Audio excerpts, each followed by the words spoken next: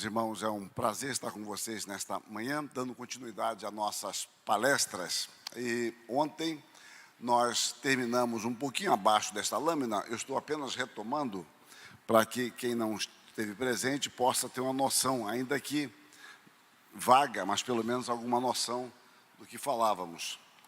Então, ontem nós terminamos dizendo que Deus deseja que nós o amemos e o sirvamos com toda a nossa inteligência. E dizia que o nosso serviço a Deus envolve a nossa inteligência, envolve a nossa emoção e envolve a nossa vontade, que nós não podemos dividir a nossa vida, fazer compartimentos em que algo eu dedico a Deus, apenas, por exemplo, a minha emoção, e a minha inteligência eu uso para outras coisas totalmente distintas. E eu tomei esse texto, fundamentalmente, Mateus 22, 37 e 38, quando o Senhor Jesus Cristo ensina que devemos amar, ou seja, amarás o Senhor teu Deus de todo o teu coração, de toda a tua alma e de todo o teu entendimento. Este é o grande e primeiro mandamento. Então, amor a Deus envolve uma dedicação total nossa. Por vezes, nós somos tentados a fazer os nossos serviços de forma religiosa e secular, como se fossem coisas distintas. Então, perdemos a dimensão que aquilo que nós estamos fazendo é um aspecto muito importante na teologia reformada, que não é o meu alvo, mas eu posso mencionar, é a nossa consagração a Deus naquilo que Ele nos confia a fazer.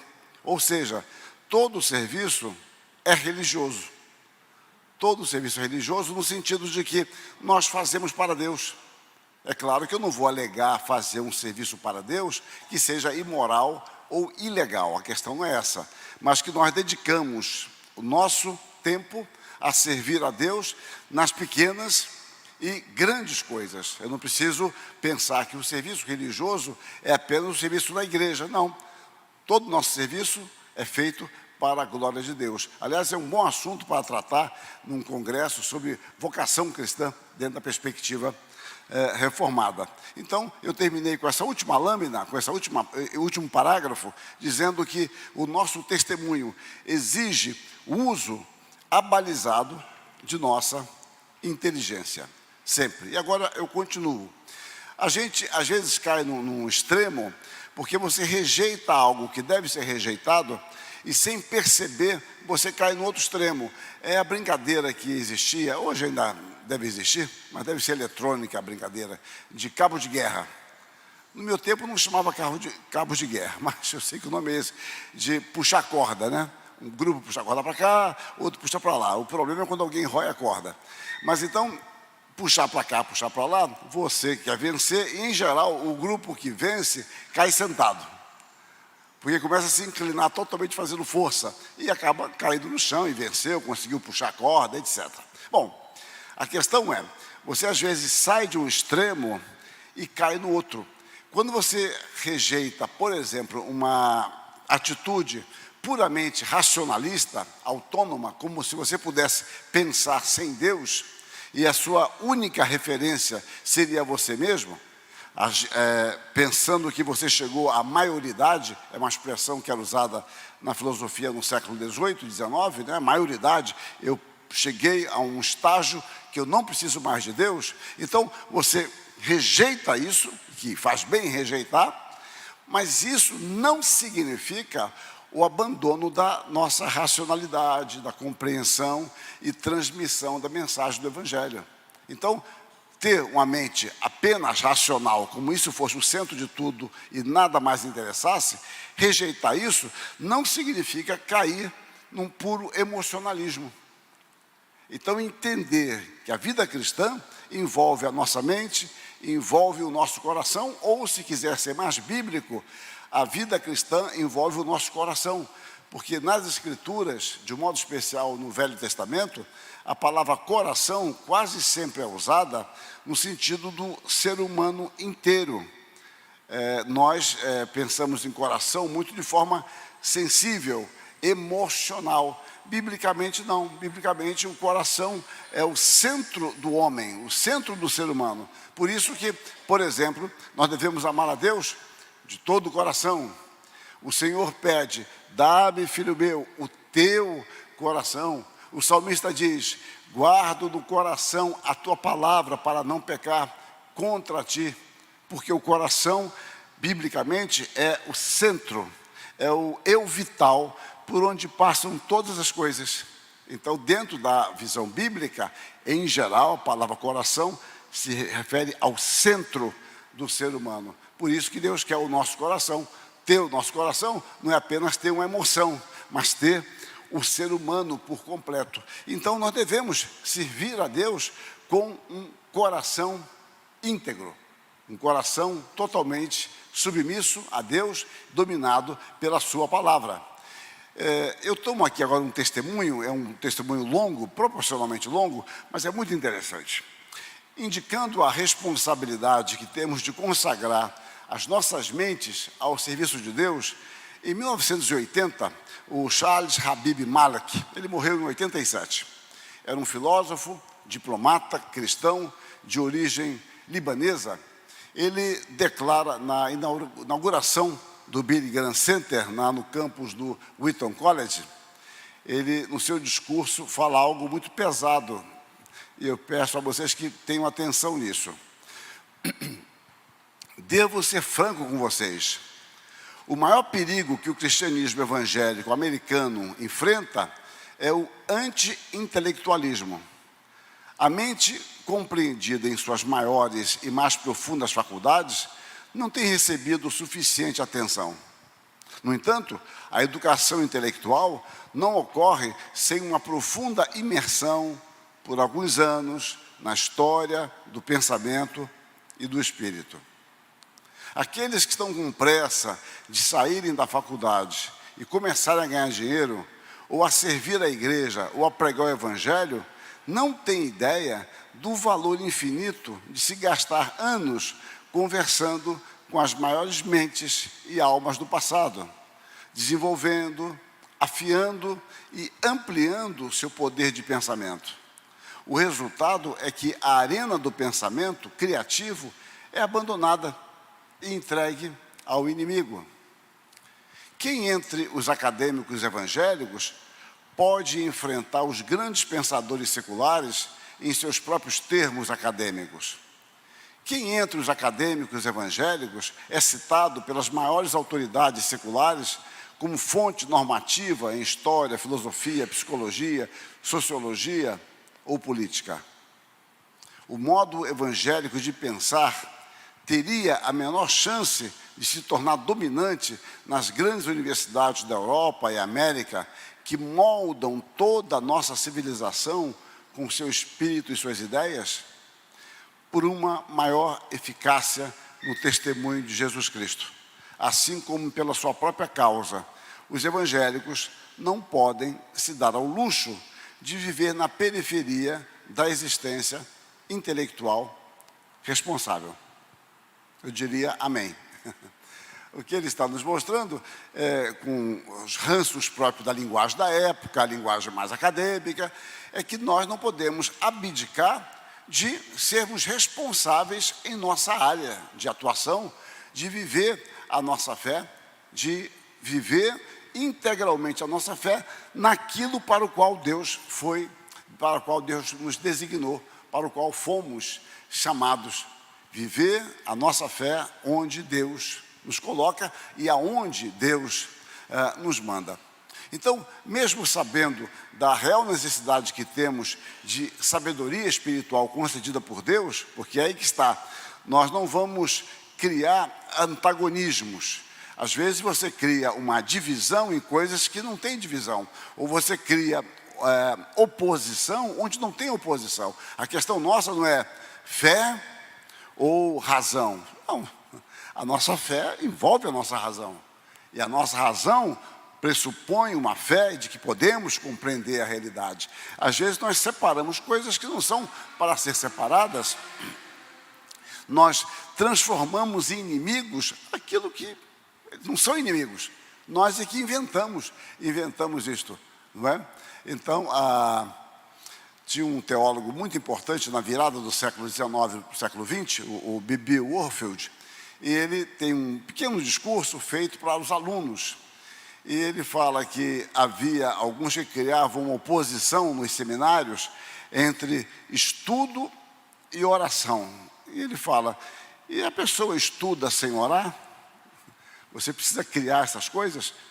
Você então, quando estuda não ora, quando ora você não estuda? Será que o seu estudo não deve ser sempre buscado em oração, para que você possa compreender, possa diluir bem aquilo, possa aplicar aquilo que você está estudando? Então, essa separação, ela é artificial.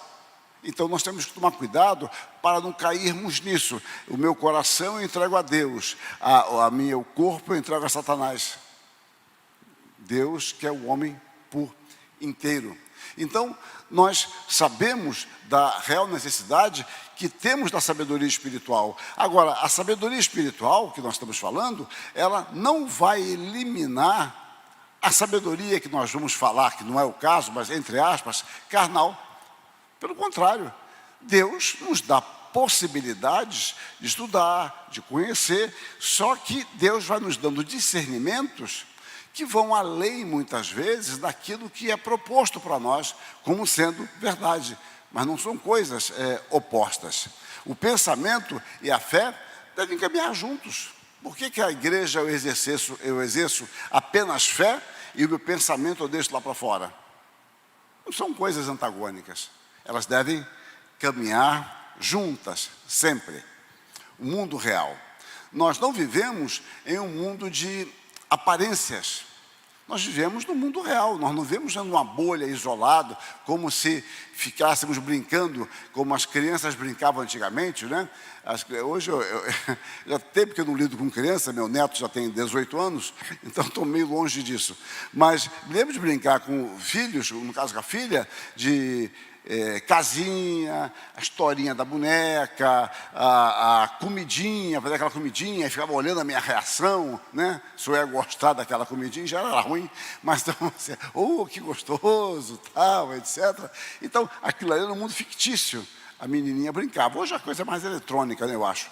Então, brincava, fazia comidinho, um pratinho, um fogãozinho, tinha um brinquedinho aí que algumas jovens senhoras de 40 anos vão lembrar, o bancuca.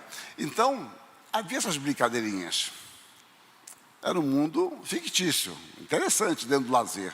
O que eu quero dizer é que o mundo que nós vivemos não é um mundo de faz de conta. O nosso mundo é real. Nós não vivemos de aparências. A realidade é acessível e Deus deseja que conheçamos. Nós ontem falamos sobre isso, sobre o mundo real, a realidade. Deus é o Senhor da realidade. Deus é quem cria a realidade. Deus é quem preserva todas as coisas. É Deus quem diz quem somos. O mundo real foi revelado a nós. Como assim? Não é apenas conhecimento das coisas, mas, como eu mencionei ontem, o sentido da realidade, o significado das coisas. Você pode ter muito conhecimento, mas não encontrar sentido. E é por isso que vocês veem, pegando casos extremos, pessoas que cometem suicídio, pegando casos extremos. E você fala, mas fulano tinha tudo. Era um rapaz, uma moça tão inteligente, tinha dinheiro, tinha fama. O que ele precisava tinha. Mas, em geral, essas pessoas não encontraram o sentido da vida. O sentido de ter, possuir, isso não queria dizer nada para eles, porque não tem o sentido. É como as pessoas não entendem, para nós, o sentido de cultuar a Deus, o sentido de estarmos juntos, o sentido de um dia tão bonito como hoje, nós nos reunirmos na igreja. As pessoas não entendem, muitos não conseguem entender, não faz sentido nenhum, porque era um dia para você dormir até mais tarde, né? Comemorar, se você torce para algum time, comemorar a vitória. Se você não torce para um time, por algum outro motivo, porque passou no vestibular, foi bem no provão, conseguiu seu emprego, não sei, ou descansar simplesmente. Então, o sentido das coisas não é atribuído pelas pessoas, para nós é diferente. O sentido das coisas é atribuído por Deus. Deus é quem diz o que é mais importante. Quando você pensa biblicamente, qual é o princípio da sabedoria? É o temor do Senhor. Bom, isso é a Bíblia que diz. Então, nós não vamos mudando o sentido da realidade estabelecida por Deus. Nós procuramos vivenciar pela fé o sentido dessas coisas. Então, o mundo real é o mundo que Deus nos dá. E eu falei ontem que a palavra de Deus trata o mundo como algo perfeito, no sentido de concreto e real. Deus nos concedeu meios para conhecê-lo dentro deste palco maravilhoso de sua glória revelado na criação. Então, há uma contradição séria. Eu estava até trabalhando com esse assunto no artigo, que se você vai na filosofia de Platão, que vigora até hoje, com muitas ênfases, então Platão entendia, por exemplo, que você vivia no mundo de aparências, está lá na República de Platão, capítulo 7. Então, você vive no mundo de aparências e que o mundo real, você só vai ter acesso a ele após a morte. O nosso mundo é uma cópia imperfeita da realidade. Ele fala isso na analogia da caverna, que você vê sombras. Então, você vive no mundo de sombras. A realidade vem depois. E é por isso que grandes filósofos, por exemplo, não temiam a morte.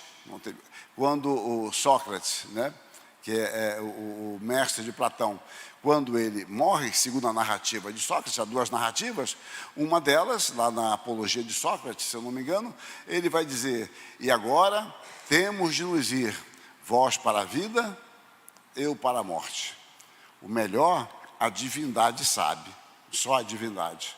Então, ele não temia a morte, não é porque ele ia encontrar com Deus, não. É porque ele cria, não tinha certeza absoluta, que o mundo por vir seria um mundo melhor, seria um mundo real. E a palavra que ele usa para mundo real é a mesma palavra que Jesus Cristo usa para si mesmo, quando diz: eu sou o caminho, eu sou a verdade. Verdade é a mesma palavra para realidade. Eu sou o caminho, a verdade ou realidade e a vida. Veja um conflito tremendo. Alguns esperavam o mundo por vir como sendo o mundo real. Jesus Cristo diz: a realidade sou eu. Venham para o mundo real. Quem crê em mim encontra a vida, encontra o sentido da existência, encontra o sentido do tempo e da eternidade. Há um conflito, mas percebam que isto é totalmente conflitante com os valores do mundo. Então, muito bem, Sócrates morre dizendo isso: temos de nos ir, vós para a vida, eu para a morte. Tá, como é que Paulo morreu? Como é que foi a aproximação da morte para Paulo? Ele diz: olha, agora a coroa da justiça já me está guardada, a qual o reto juiz me dará naquele dia, e não somente a mim, mas a todos quanto amam a sua vida.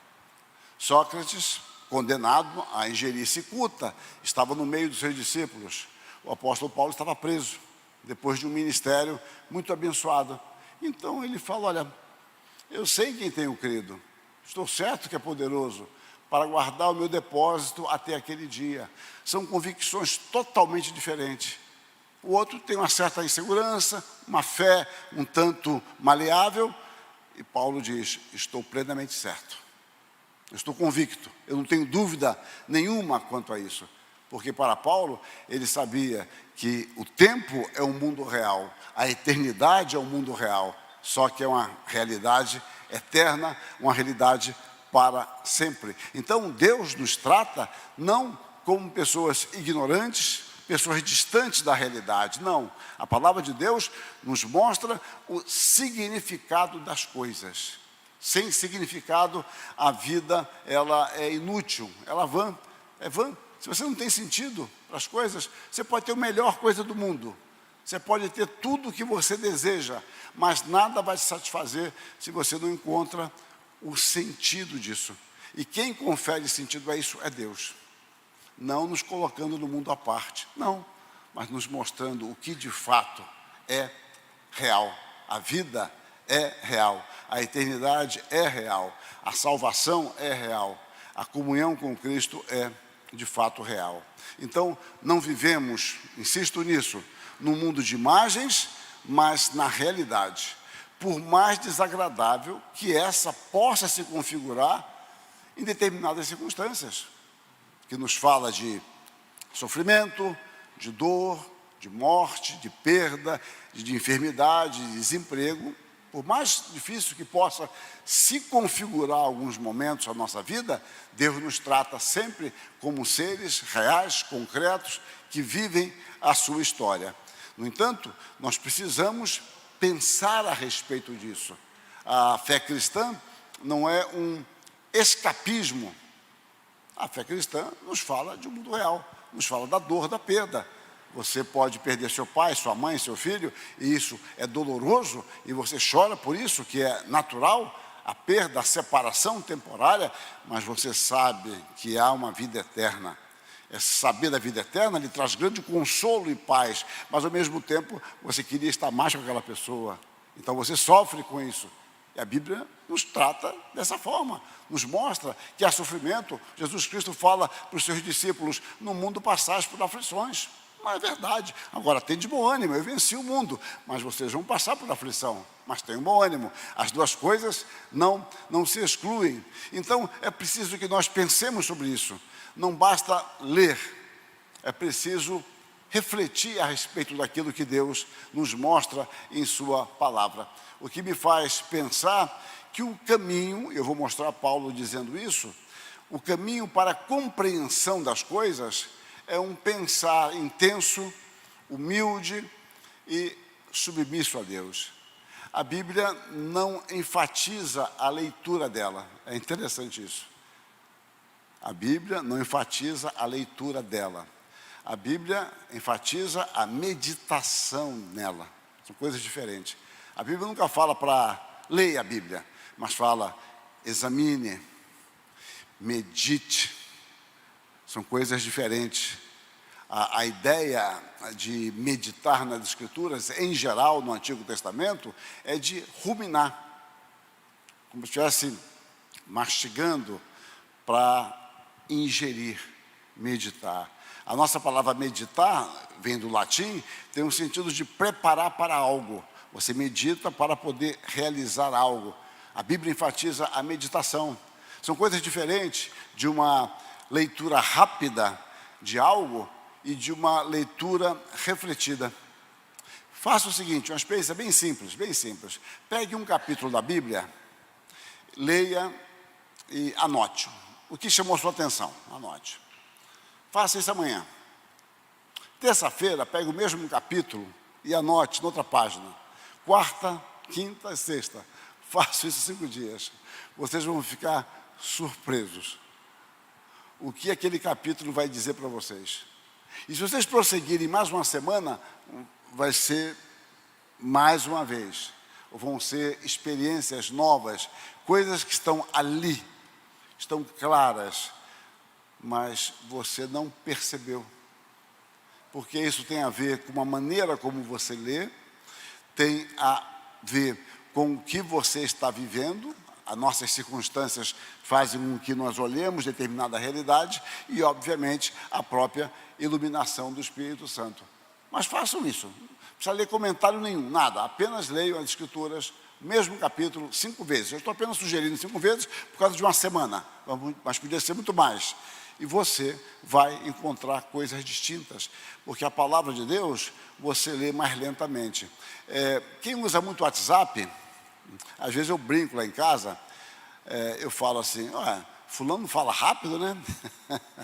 Não, eu coloquei no e-mail. Alguns colocam em 2, né? 2. É melhor não ouvir, porque eu ouvir daquele jeito eu não ouço, né? Não ouço. A Bíblia não é para ler em 1,5, é para ler em 0,5. Lentamente, com calma, meditar, pedir a direção de Deus. E a palavra de Deus vai nos falando calmamente. É preciso que pensemos e repensemos, porque também nem sempre as coisas se mostram a nós de forma tão evidente. Às vezes alguém me pergunta alguma coisa, eu falo, olha, eu passei os olhos nisso, mas deixa eu olhar com calma, porque eu costumo distinguir. Alguém pergunta, reverendo, o senhor leu aquele meu texto? Eu falo, olha, eu passei os olhos. Passar os olhos para mim é dar uma olhada muito rápida, mas ler já é diferente. Meditar é uma outra fase. Então, as coisas nem sempre se mostram claramente. E, de repente, alguém nos pega pelo ombro e fala, olha o que está sendo dito aqui. Oh, não tinha percebido, de fato, olha, está entre vírgulas, algo muito sério que a gente passa os olhos e não percebe. A realidade não se mostra tão clara a nós o tempo todo. Nem tudo é tão fácil de entender. Nós precisamos pensar a respeito. O pensar e o repensar podem fazer parte de um processo de entendimento, de um processo cognitivo abençoador de considerar, compreender e viver de acordo com o propósito de Deus. É coisa bem diferente de rapidez. O culto, por exemplo, exige uma atenção grande e requer um envolvimento. Mas cada vez mais nós vamos tendo, por exemplo, dificuldade de ler, né? Dificuldade de ler, abreviar palavras. E ouvir, pensar, é uma coisa muito difícil, aquela coisa mais pronta. E cada vez mais vamos reduzindo. Olha, ninguém mais ouve algo com mais de 3 minutos. Ninguém ouve mais algo com menos de 1 minuto. Então, daqui a pouco, ninguém ouve mais ninguém. Nós não ouvimos mais nada. E nós vamos entrando numa destruição canibal da cultura, que cada vez nós vamos nivelando por baixo, destruindo a capacidade de pensar.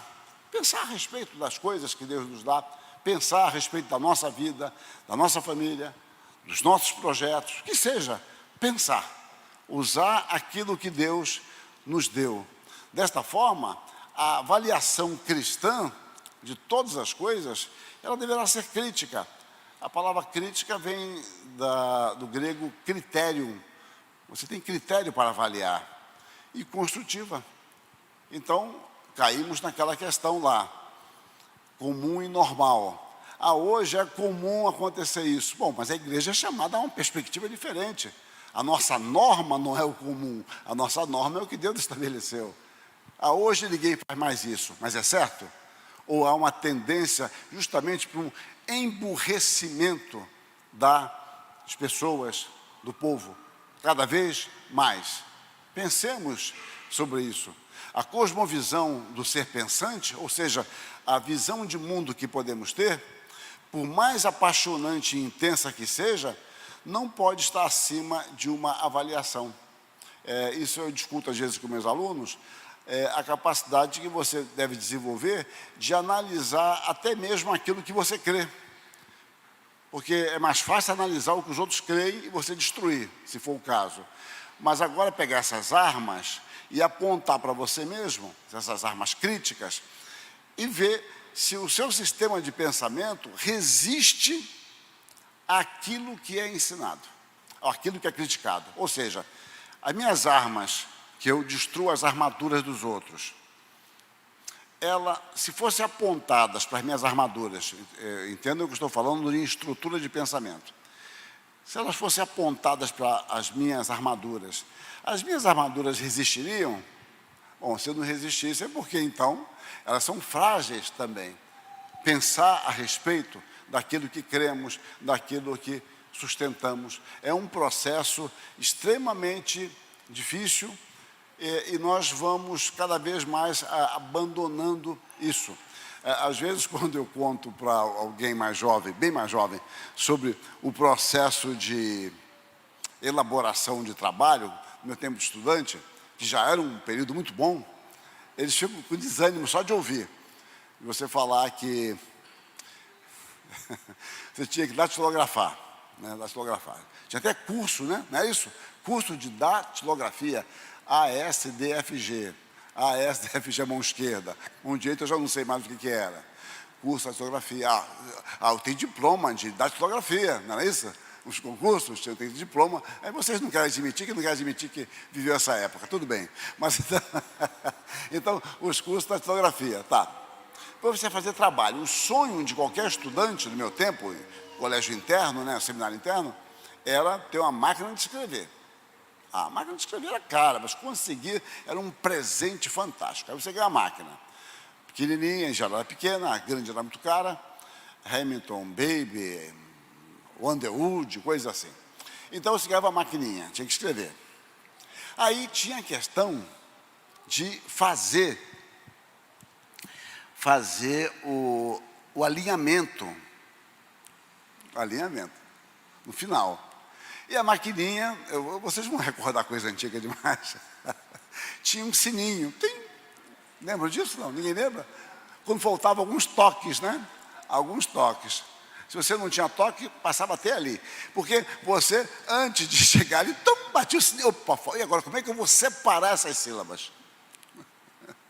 Você adiantava um pouquinho, ou colocava a separação embaixo, do lado, ou não dava, e você tinha que fazer alinhado, o negócio era alinhado. Aí você tinha um lápis de borracha, que era muito higiênico.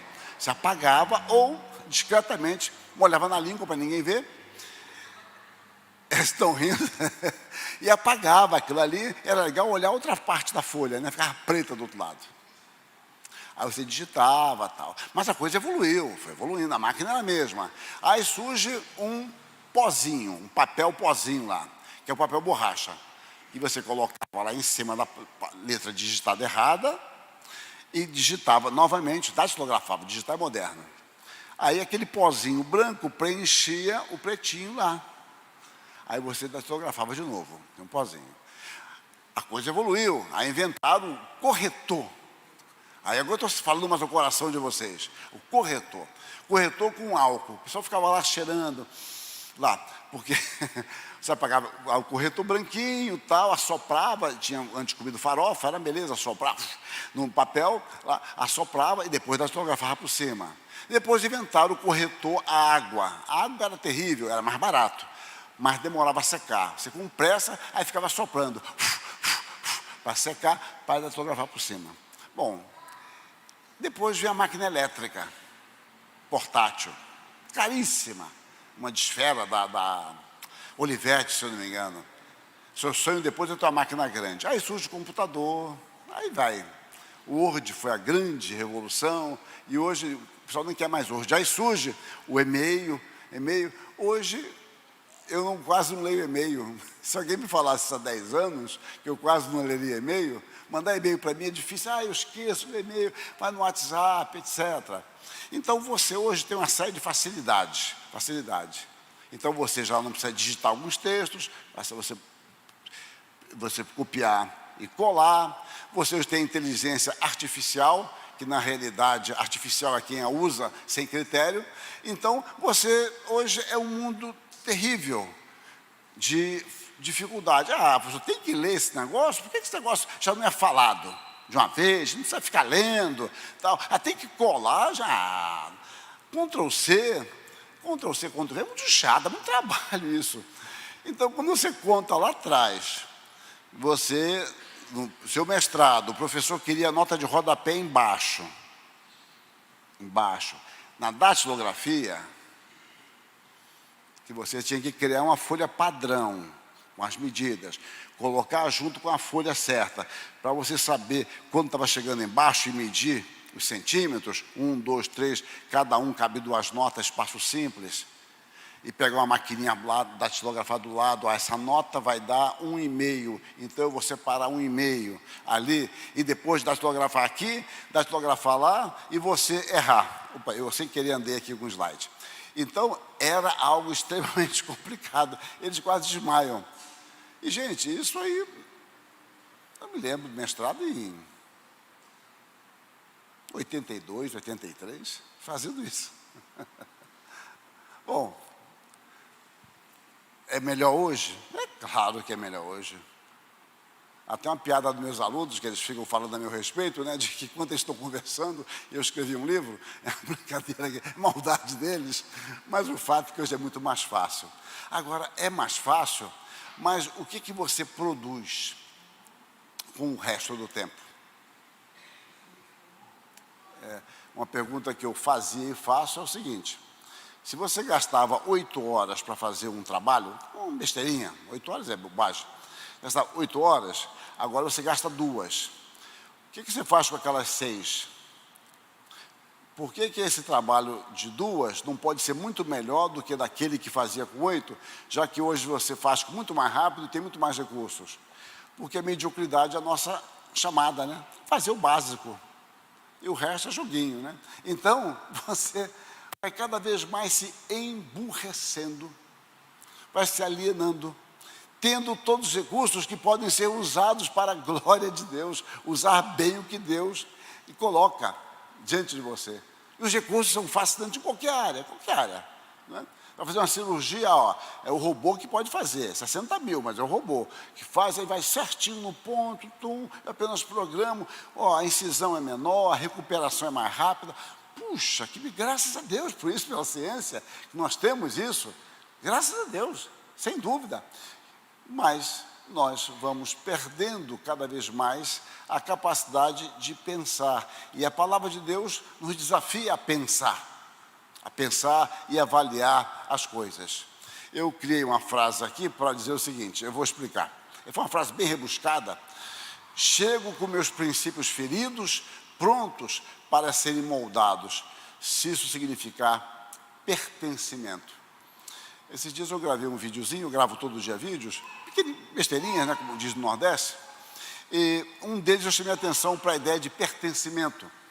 Paulo, ele diz que nós somos chamados para pertencer a Jesus Cristo.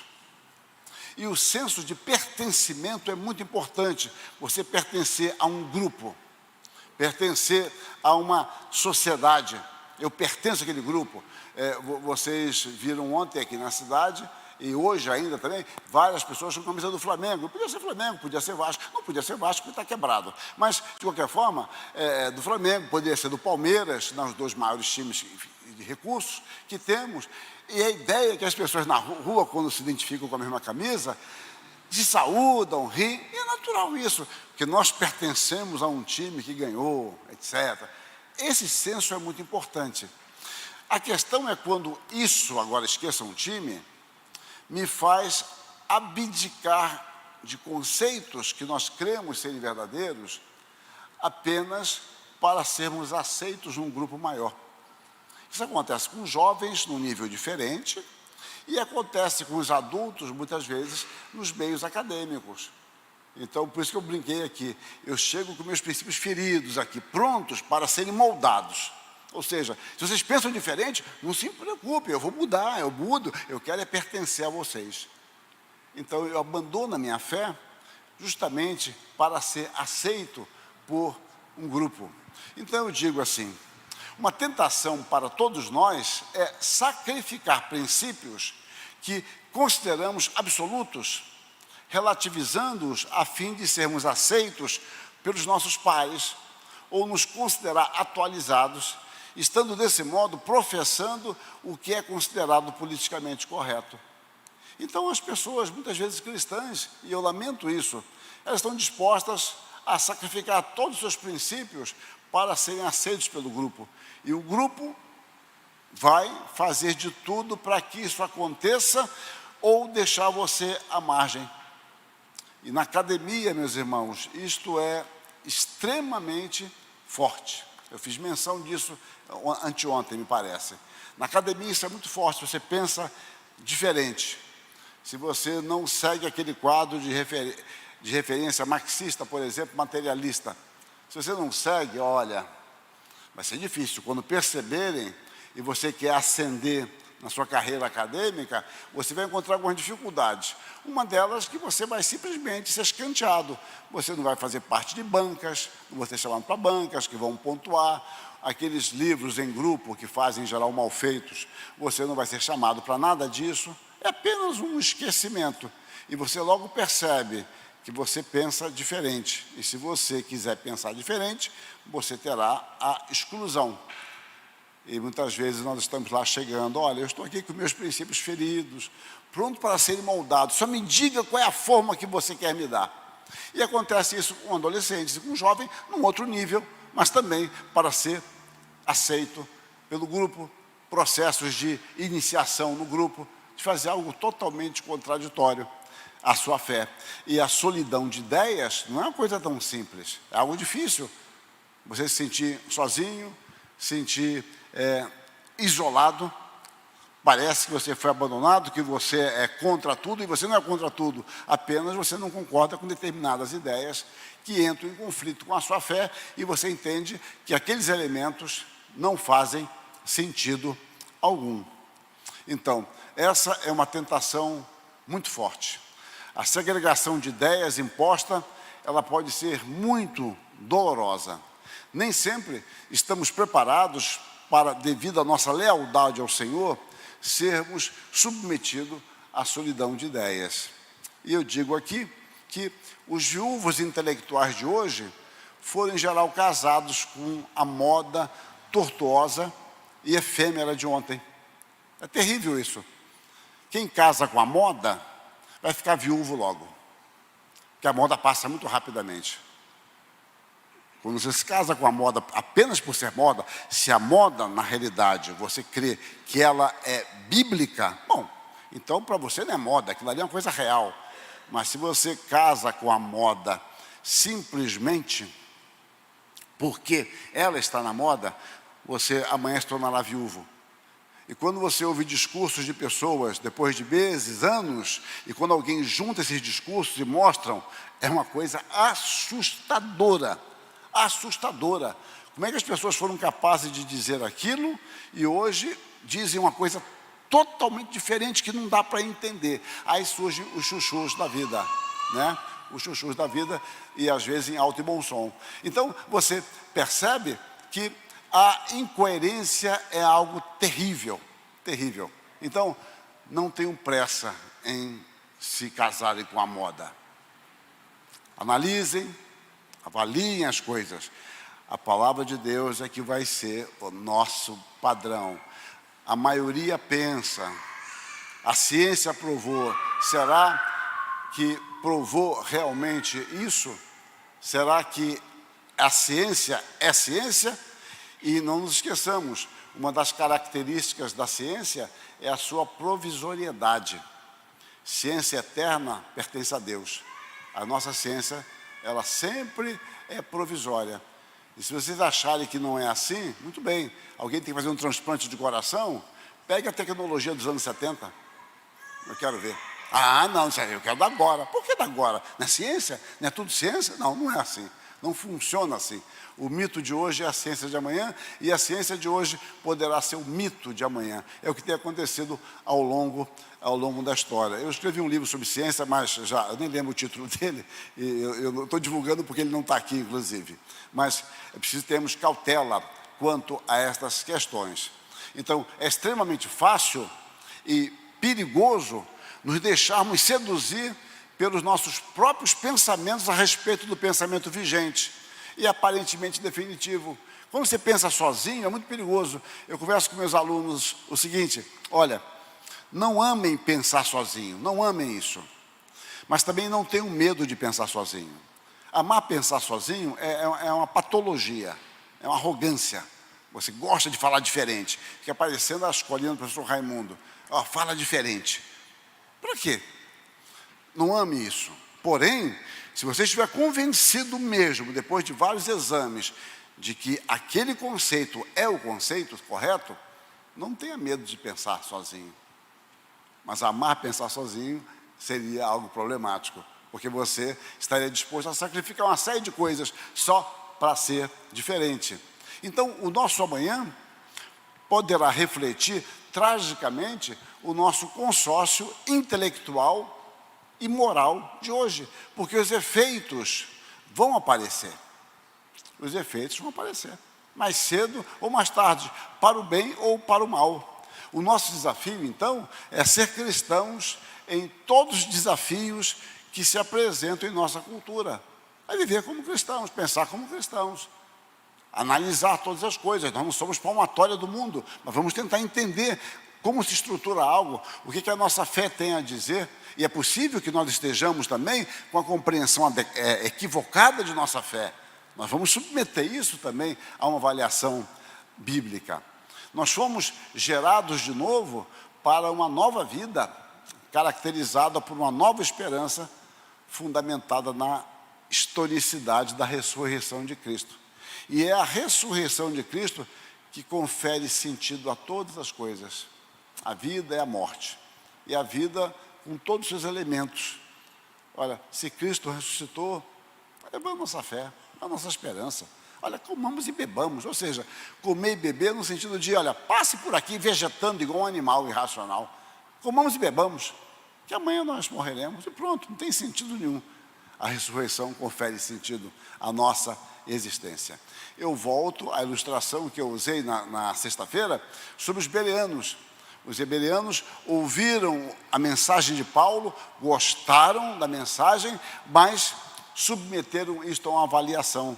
Lucas registra: ora, estes de Bereia eram mais nobres que os de Tessalônica, pois receberam a palavra com toda avidez, examinando as Escrituras todos os dias, para ver se as coisas eram de fato assim. Então, a palavra examinar é uma palavra usada em tribunais, era um exame criterioso, ou seja, eu gostei do que eu ouvi, mas eu vou examinar o Antigo Testamento, no caso, para ver se de fato isso que me parece muito bonito e agradável corresponde às Escrituras. Este exemplo deve ser o nosso. O não investigar é um mal em si mesmo. No Salmo 10 diz que o ímpio, ele não examina, ele não investiga, ele simplesmente aceita o que ele quer aceitar e pronto, e rejeita o que ele quer rejeitar. Um bom princípio para nós é examinar o que se nos apresenta como realidade, dentro de suas multifárias, ou seja, múltiplas formas de percepções, não nos deixando seduzir e guiar por nossas inclinações ou tendências.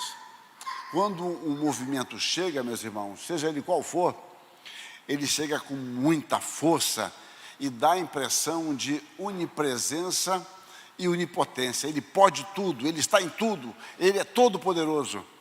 E quando você resiste um pouco mais, com calma, passa. Alguns de vocês podem estar fazendo aí curso superior, outros mestrado, outros doutorado ou pós-doutorado. Peguem as grandes ênfases de agora e voltem a fazer o mesmo curso daqui a 5 anos. Eu duvido que os autores, os teóricos sejam os mesmos, que as ênfases sejam as mesmas. Passou. Aquilo que era idolatrado agora, daqui a 5 anos, alguém está falando, olha, aquilo é passivo de muita crítica, foi fruto de uma época, e você fica admirado, parece que você não está no mesmo lugar, é alguma coisa errada, é um outro mundo. As coisas passam rapidamente. A palavra de Deus permanece para sempre. Em geral, quando nos faltam critérios objetivos, nós apelamos para o gosto como critério definitivo e solitário. Eu gosto. Bom, gostei. Bom, gostar não é nenhum mal em gostar em si, mas o gostar como critério absoluto, teríamos um sério problema, porque nem tudo o que eu gosto é bom, e nem tudo o que eu desgosto é ruim.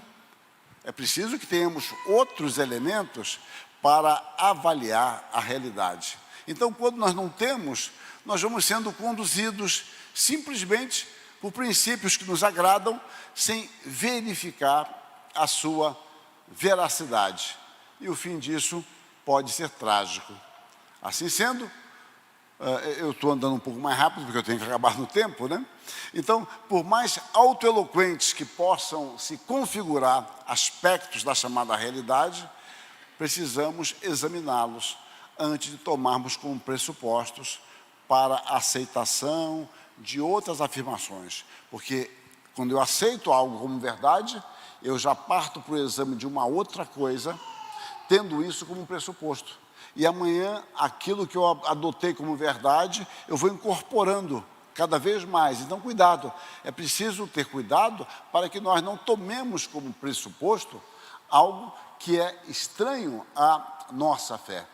E quando nós nos omitimos deste exame, desse juízo crítico, sem percebermos, estamos contribuindo para que os ensinamentos hoje aceitos inconsistentemente, amanhã se tornem pressupostos, foi o que eu falei na sexta-feira, que determinarão as novas escolhas e avaliações. E a ideia que eu usei na sexta foi essa aqui. As hipóteses de hoje poderão se tornar nas teorias de amanhã e as futuras leis do pensamento e da moral.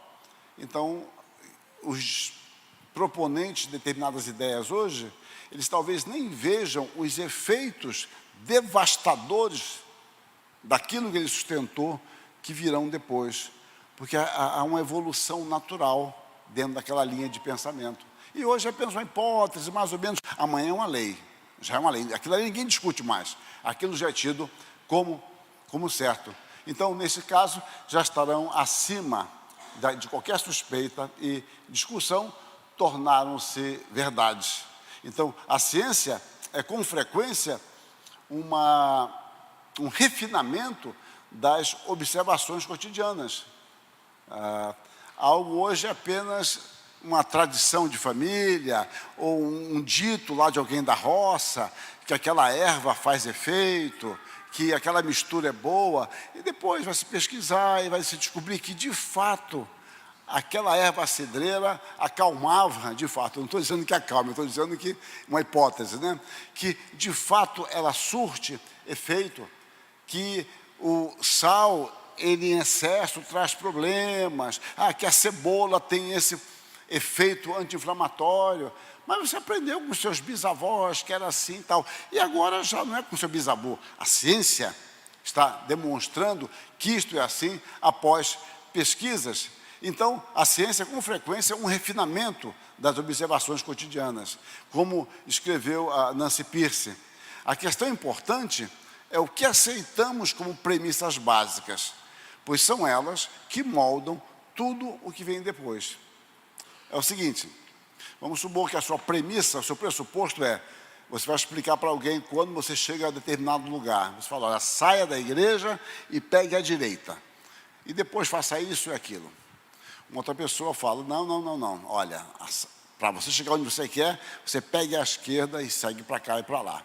Bom, essas duas premissas, ou esses pressupostos, vão te indicar caminhos totalmente diferentes, porque você vai para cá e o outro vai para lá. E os arranjos a partir daí, eles podem estar todos certinhos. Ó, vai para a direita, vire a segunda à esquerda, a terceira à direita. O outro diz, vai para a esquerda, pega a segunda à direita, a terceira à esquerda. Ele pode dizer tudo igualzinho, mas vocês nunca vão chegar no mesmo lugar. Por quê? O pressuposto foi diferente. O erro começou aqui. Você saiu à direita ou saiu à esquerda, não importa. Então é preciso que a gente tenha cautela e ver o que rege o meu pensamento e qual é o meu ponto de partida tido como sério, como verdadeiro, como real. O homem, então, ele não é a medida de todas as coisas, como eu falei ontem, inclusive, de Protágoras, dos renascentistas. No entanto, para nós, Jesus Cristo é a medida e é o cânon da verdade. Qual é o grande propósito da vida humana? Paulo diz isso em Romanos 8, 29 a 30. O propósito é que nós sejamos conformados à imagem de Cristo. Paulo fala de eternidade, ele fala que Deus nos conheceu na eternidade, Ele nos escolheu, Ele nos chamou, Ele nos justificou e Ele nos glorificou. E o propósito é que sejamos conformados a Cristo. Então, qual é o nosso padrão? Quando você vê a educação clássica, iniciada com Homero e Hesíodo, então você vê que a educação sempre trazia um personagem. Isso é o modelo educacional grego, antigo, clássico. Você tem um personagem. Então você vê em Homero os grandes vultos, né? Heitor, Ulisses, Hércules, são os modelos. E a educação sempre teve os seus modelos, os seus homens ideais para os quais a educação visa alcançar. Porque todo currículo quer um caminho, e o caminho é atingir este alvo.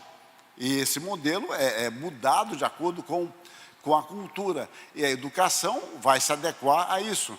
Você pensa numa formação espartana. A formação espartana não era formar guerreiros, não era formar pensadores. O menino saía de casa com 7 anos, hoje sai com 40.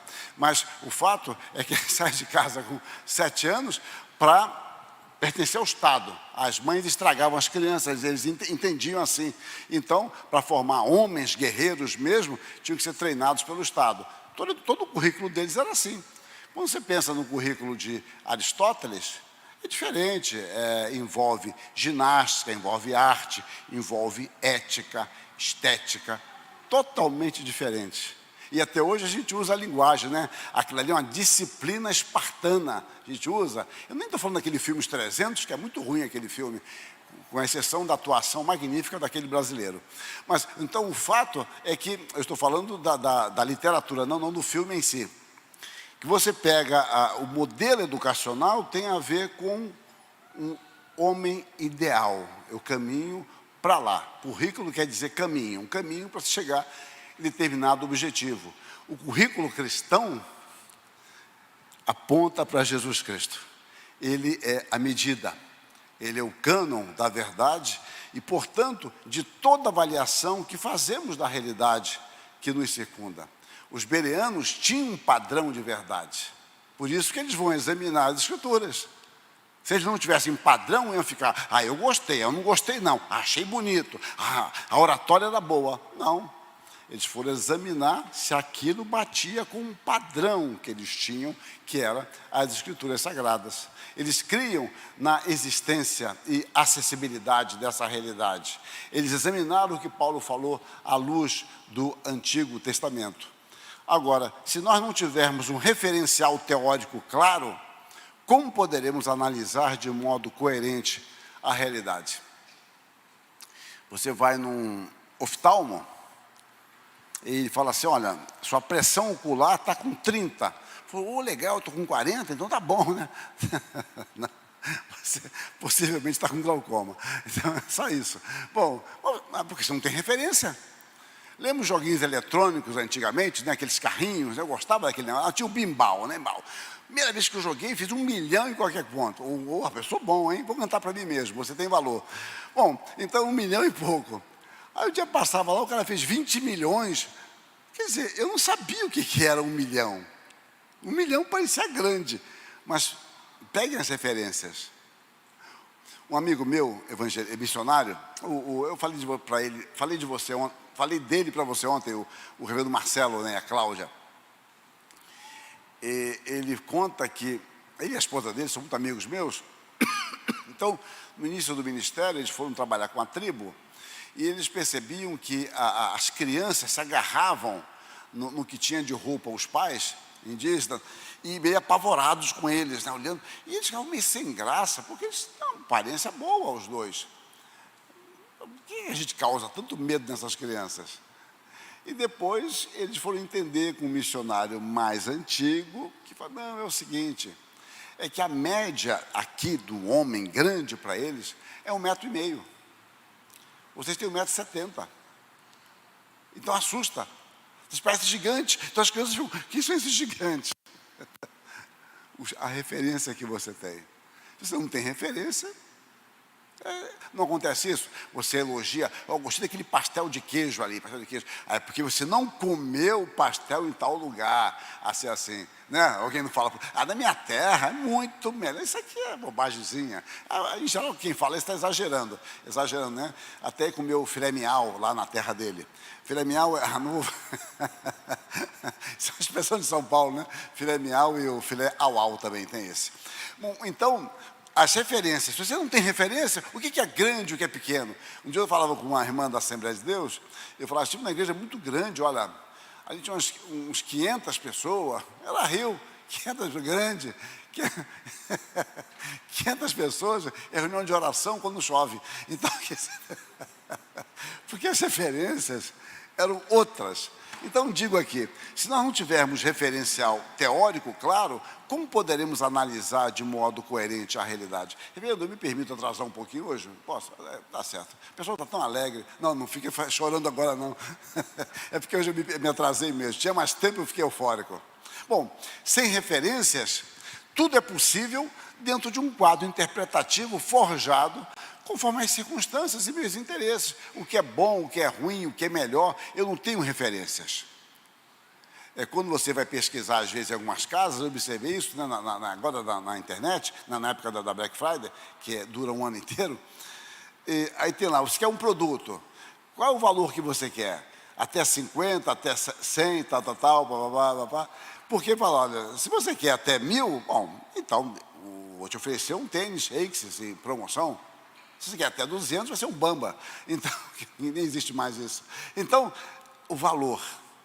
Qual a referência que nós temos? Sem referências, as coisas se tornam bastante vagas. Toda vez que você disser algo como verdadeiro ou falso, vai envolver antíteses. Essa é uma questão séria para nós. Não há verdade sem antíteses. Ou seja, quando você diz sim, você diz não. Quando pergunta, sua mãe está onde? Ela está na igreja.